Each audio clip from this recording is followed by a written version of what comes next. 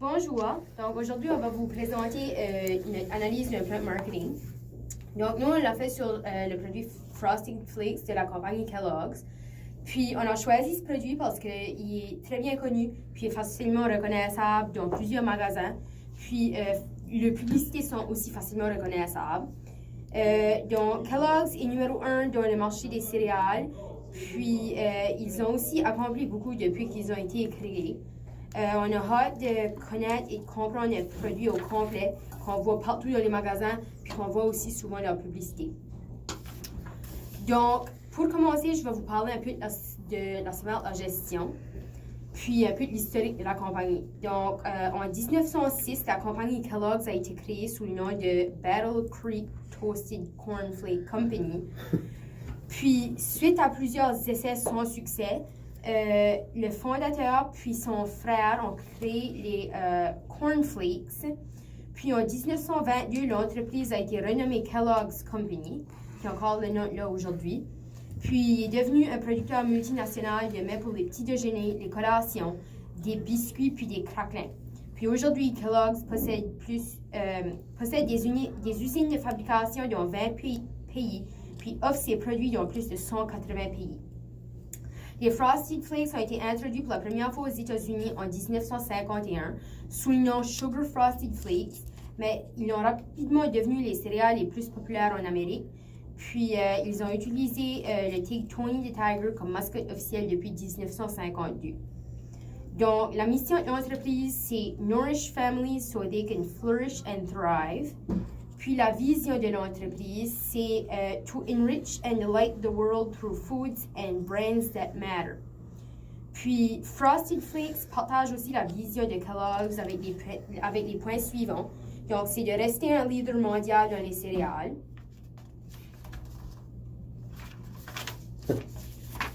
Devenir un acteur mondial des collations, se concentrer sur les aliments congelés, puis mettre en avantage l'accent sur les marchés émergents. Puis finalement, je vais vous parler un petit peu des revenus annuels de Kellogg's. Donc pour 2018, ils ont été de 13,54 milliards de dollars, qui est une augmentation de 5,39% par rapport à 2017. Puis leur valeur d'action le 19 mars à 16h01 était de 54 dollars et 41 sous américains. Donc par la suite, je vais vous passer la parole à Youssef. Pour l'analyse interne et externe de Frosted Flakes, je vais commencer par la concurrence. Je vais faire une analyse SWOT et aussi une matrice BCG pour expliquer à peu près la situation interne et externe des produits Frosted Flakes. Pour la concurrence, le marché des céréales il est connu par une concurrence très acharnée. Frosted Flakes, comme produit, à part la compagnie, il prend la deuxième position avec un chiffre d'affaires annuel de 446 millions de dollars. La première place, c'est pour Honey Nut Cheerios qui détient la première place avec 556 millions. La troisième place, c'est pour Honey Bunch Oats avec 380 millions. Ça, c'est pour la concurrence. Pour l'analyse SWOT, je vais commencer par les forces.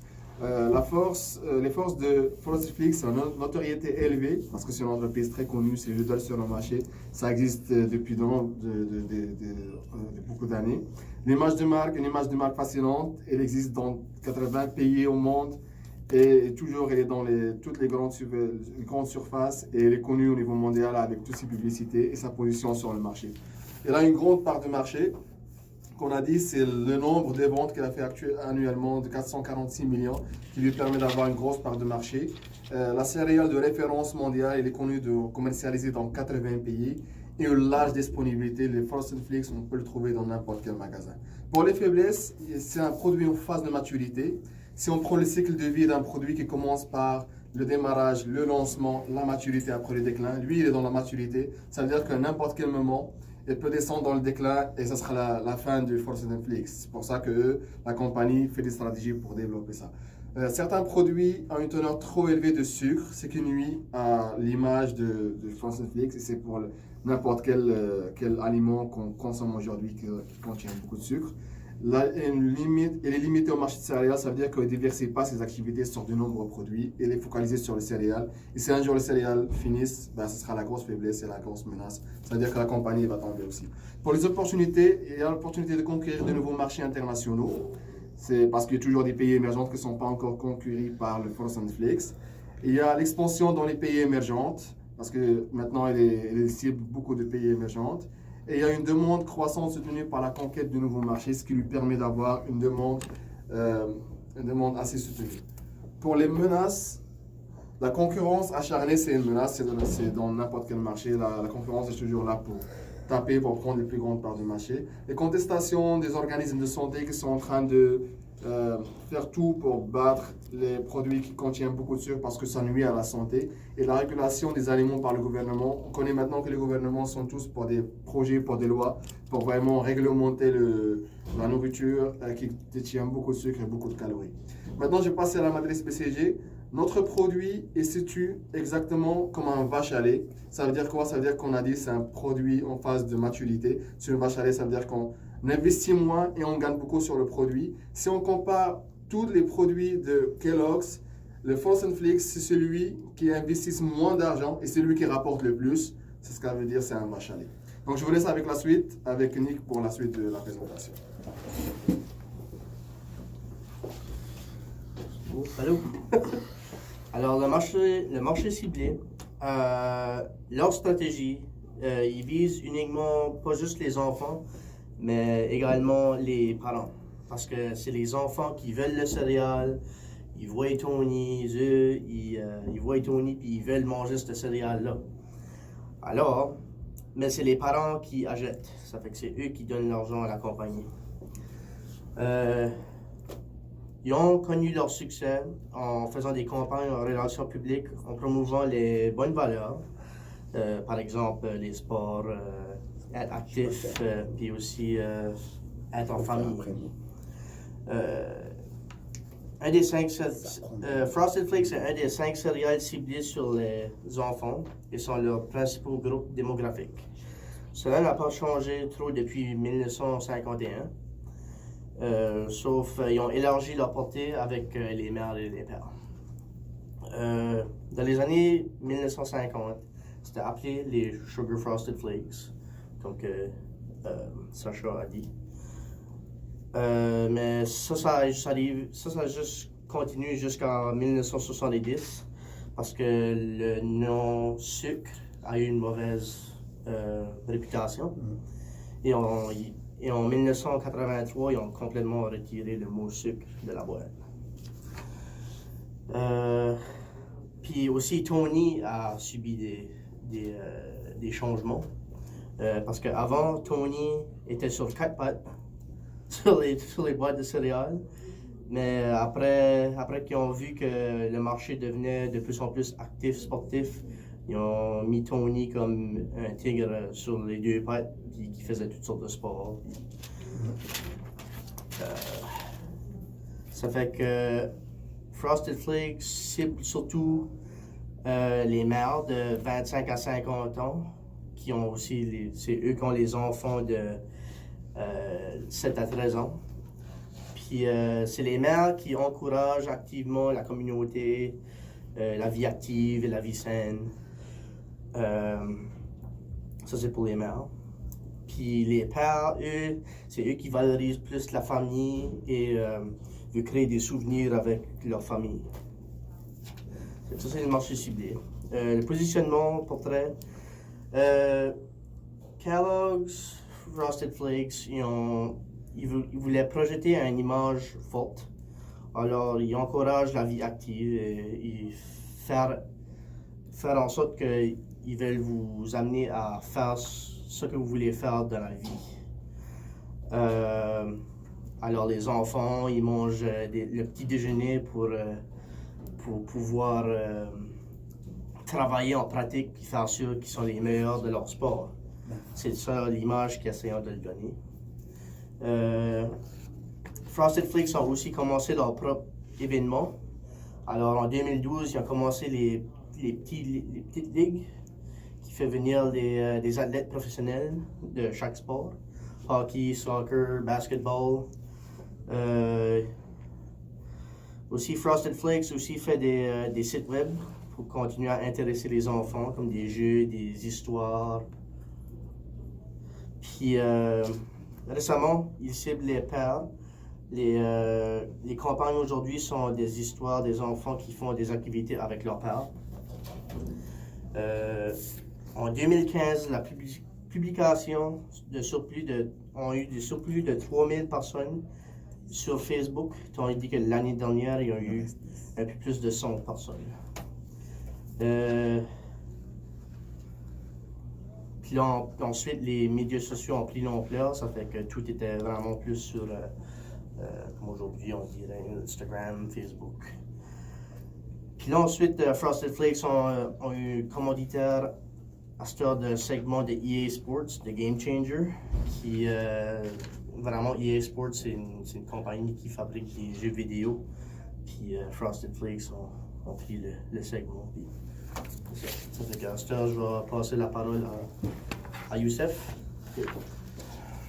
Pour les problématiques décisionnelles et objectifs, le seul problème, ou on peut dire le majeur problème, c'est la tendance alimentaire. Ça veut dire que tout le monde est en train de fighter pour combattre les aliments qui contiennent beaucoup de sucre, beaucoup de calories. Alors, qu'est-ce qu'il a fait le Kellogg's pour vraiment attaquer ce problème? Il a fait travailler beaucoup de recherche scientifique et innovation pour développer de nouveaux produits qui contiennent moins de sucre et sont plus healthy, afin de vraiment éviter ce problème qui est vraiment entrepris par le gouvernement, par les établissements de protection des consommateurs. Donc ça pour la partie de la problématique décisionnelle et objectif. Après, je passe la parole à Mira pour le reste de la présentation. Donc, moi, je vais vous parler de la stratégie marketing. Fait que, premièrement, il y a beaucoup de différents types de stratégies. Puis, pour le côté communication, il y en a 4. Kellogg a choisi le 1 et 3 pour Frosted Flakes. Le numéro 1, c'est pour les produits qui sont très économiques puis qui ne coûtent pas cher pour viser eux autres avec des revenus moyens ou faibles. Comme au Canada, plus de la moitié de la population canadienne est dans la classe moyenne et faible. Donc, c'est beaucoup de clients potentiels. Puis c'est ça que Kellogg essaie de toucher en mettant des prix qui sont dans la moyenne en général pour les céréales. Puis pour la numéro 3, qui est un autre différent type de stratégie, qui est beaucoup plus psychologique. Donc là, ils vont viser les valeurs familiales, puis ils vont juste pousser pour que la famille les prenne, pas avec la logique, mais juste émotionnellement. Puis juste avec tout ça, ils peuvent donner une image que le monde veut. Puis ils disent, si tu achètes Frosted Flakes, tu vas avoir cette image-là, tu vas avoir cette vie-là. La façon qu'ils ciblent, puis ils utilisent leurs ressources avec un ciblage différencié. Il y a beaucoup de types de personnes que Kellogg vise avec Frosted Flakes. Puis ils vont faire différentes sortes de publicités pour chaque type de personne, puis utiliser différentes stratégies. Au début, ils visaient plus les familles puis les valeurs importantes, mais durant l'année 2016, ils ont agrandi leur marché pour juste différents types de segments, parce que leur vente et leur popularité est en déclin, puis ils cherchent d'autres types de clients. Ils veulent être le plus accessible possible, donc une des stratégies, c'est d'être littéralement partout, au Walmart, au Sobeys, juste toutes les places que tout le monde va à, Costco. Puis ils ont même ouvert un café céréales à New York City où tu peux aller durant la journée juste pour avoir un bol de céréales. C'est surprenamment très populaire.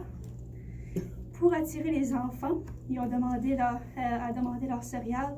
Ils ont déjà mis à vendre des jouets à l'intérieur juste pour attirer les enfants puis qui demandent à leurs parents pour les acheter.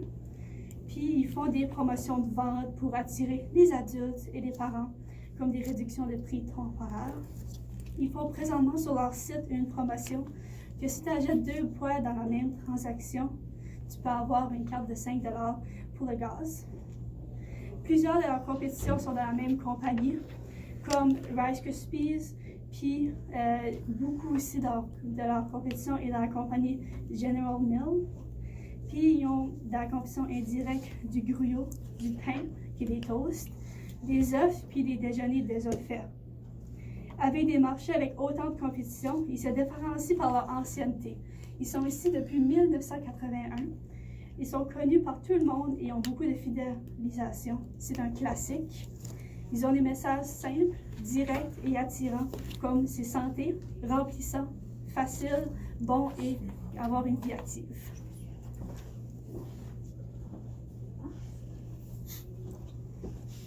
Là, on va commencer avec marketing mix, puis c'est Sacha qui va commencer.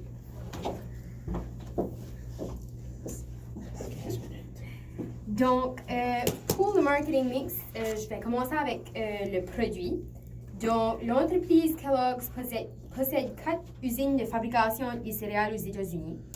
Puis, pour vous parler un peu de l'emballage, l'emballage des Frosted Flakes constitue d'un sac qui contient le produit, puis d'une boîte qui contient le sac. Donc, la boîte est de couleur bleu foncé et démontre bien la mascotte et le slogan du produit. Puis, elle contient aussi la quantité du produit dans la boîte et la valeur nutritive. Donc, les Frosted Flakes de Kellogg's sont disponibles dans les grandeurs suivantes. Donc, 220 grammes, 425 grammes, 650 grammes, puis 1,6 kg. Puis, ils sont aussi disponibles dans les saveurs originales et chocolat. Mes recherches ont démontré qu'il y avait aussi plusieurs saveurs de Frosted Flakes qui n'existent plus aujourd'hui, telles que la cannelle, crème de banane, miel et noix, citrouille, guimauve et même autres. Donc, Kellogg's a aussi une gamme de produits semblables aux Frosted Flakes, tels que Corn Flakes, Special K, Vector et Raisin Bran.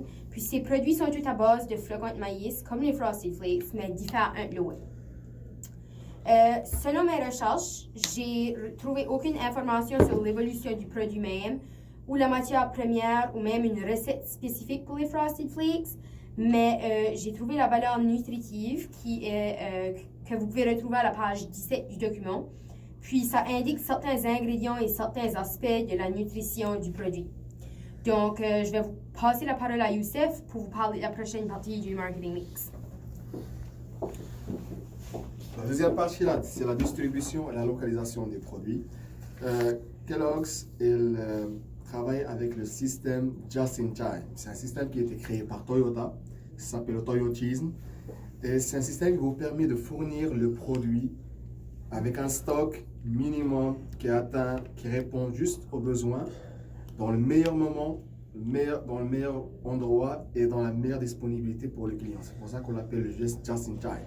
C'est une méthode très efficace qui permet de diminuer les prix, diminuer les coûts de stockage, lui permet de diminuer les coûts d'approvisionnement et aussi de la distribution et de la transport. Ce qui lui permet d'avoir un prix très compétitif et une distribution qui vraiment répond à les besoins de tous les grandes surfaces et tous ses clients. Pour la distribution, eux, ils font une distribution indirecte. Ça veut dire que Kellogg's, il ne fournit pas son produit directement aux clients, mais il passe par un intermédiaire qui sont les compagnies de la logistique spécialisée, comme Asda, Marco, Walmart, Sobeys. Et ces compagnies de logistique spécialisées, eux, ils fournissent le produit aux grandes surfaces. Et là où le consommateur final, il peut trouver le produit et l'acheter. Donc, c'est pour ça qu'on l'a caractérisé par une distribution indirecte. Après ça, il y a après la distribution indirecte, ils font aussi une distribution intensive. Ça veut dire qu'ils essaient d'être présents dans différentes grandes surfaces en même temps. Ça veut dire qu'ils vendent chez Walmart, Sobeys, Superstore, IGA, Costco. Ça veut dire qu'ils mettent une distribution très intensive pour atteindre le maximum de la clientèle. Pour la localisation, après avoir visité les différents supermarchés, on a vu que le positionnement des produits dans les rayons, c'était toujours au niveau des yeux et des fois, il occupe tout le rayon. Donc le point commun dans tous les supermarchés, c'était placé au milieu des rayons. Ils existent sur jusqu'aux 4 étagères des fois et aussi ils sont placés au milieu des autres céréales qui disposent d'une grande visibilité. C'est ça leur point fort, c'est-à-dire qu'ils ont une meilleure visibilité par rapport à d'autres produits, ils sont toujours au milieu. Donc je vous laisse pour la partie d'après de la marketing mix avec Nick. Alors moi je vais vous présenter le prix.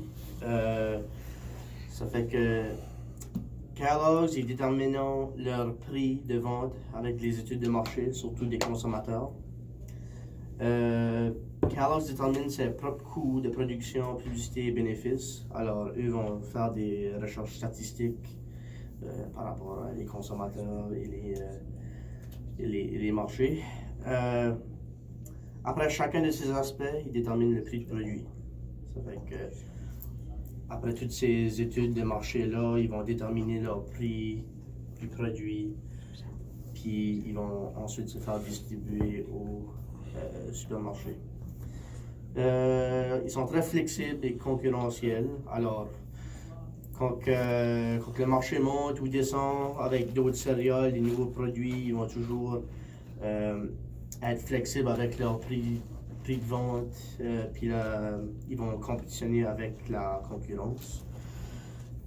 Alors, plus de céréales dans le marché, leurs prix sont orientés vers l'utilisation du prix de la concurrentielle.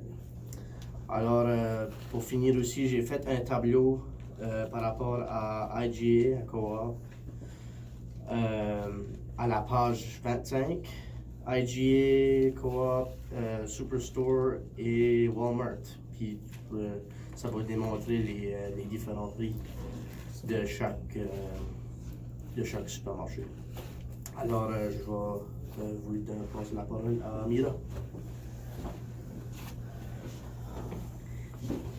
Pour la dernière partie de Marketing Mix, communication, je vais parler de leur principale façon de communiquer. Avant, c'était beaucoup plus les médias écrits, comme les journaux, les magazines. Ils le font encore, mais c'est beaucoup plus maintenant les médias électroniques, avec des publicités optimistes, pleines de couleurs et amusantes, comme sur la télévision, sur les spectacles pour les enfants, puis quand la télévision est plus écoutée. Autre plateforme est YouTube, qui a 70% du budget, et Facebook avec une page dédiée à Frosted Flake. La compagnie de Frosted Flake a un site internet qui est simple, coloré et attire l'œil avec juste l'information générale et nécessaire.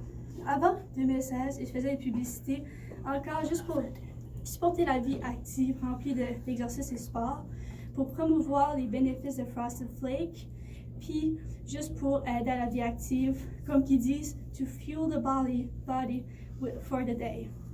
Un autre message est que le temps avec ceux qu'on aime sont importants. Ceci les deux messages qu'ils veulent donner. Puis le but, c'est d'avoir une forte marque qui supporte une vie active et de passer du temps de qualité avec ceux qu'on aime. C'est aussi vendu comme un déjeuner facile et vite à manger pour avoir le plus de temps possible pour la journée occupée familiale. En 2016, ils ont agrandi leur marché visé en faisant des publicités de sport et de moments entre les pères et les enfants avec des messages de partage ce que tu aimes avec qui tu aimes. Ils ont aussi fait des publicités de jeux vidéo et regarder du sport en mangeant du Frosted Flake pour les adolescents.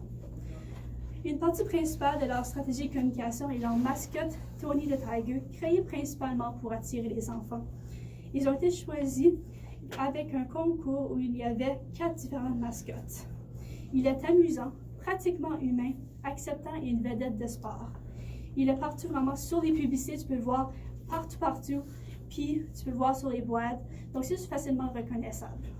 Les enfants veulent avoir justement Frosted Flake à cause, puis une des choses qu'il dit souvent est « They're great », puis Flake for fuel and Frosted for fun. Leurs boîtes sont pleines de couleurs et voyantes avec le traditionnel Tony the Tiger et leur slogan pour juste attirer l'œil. Puis ils font différentes boîtes dépendamment de ce qui se passe durant l'année. Comme présentement, ils ont une boîte avec les autres qui font du sport. Puis ils ont juste fait une boîte spécialement pour ça en 2019. Puis une dernière chose qu'ils font, c'est s'allier avec différents athlètes, puis choisir des enfants pour pouvoir les rencontrer, sponsoriser des événements sportifs et faire des campagnes comme Show Your Stripe, qui était une vidéo en jouant ton sport préféré. Le but est de pousser les enfants à juste jouer pour le fun et pas pour la compétition. Une dernière chose est qu'ils ont beaucoup de tactiques de communication qu'ils utilisent, comme les publicités, les commandites, les communications événementielles, les promotions de vente et les relations publiques. Leur but est d'avoir une image fun, active, familiale et facile à manger. Je vais éviter le reste pour la conclusion. C'est maintenant. Je vais mettre comme ça. Pour la conclusion, le plan marketing, c'est très complexe. surtout avec un produit avec autant de passé puis de popularité. Frosted Flake est une fierté de Kellogg avec la mascotte Tony the Tiger qui est très appréciée. Nous avons, je peux parler pour tout, on a beaucoup appris sur la compagnie et leurs produits, juste leur fonctionnement puis comment ils font leur marketing. Et pour conclure, ça nous a permis de mettre en pratique ce qu'on a appris, puis de le mettre dans un contexte avec une entreprise qui est très influente. Merci beaucoup. Puis on aimerait aussi de vous remercier pour un très beau trimestre, puis tout le travail que vous faites, puis l'aide que vous nous avez donnée. Merci Ouais, beaucoup. merci. beaucoup.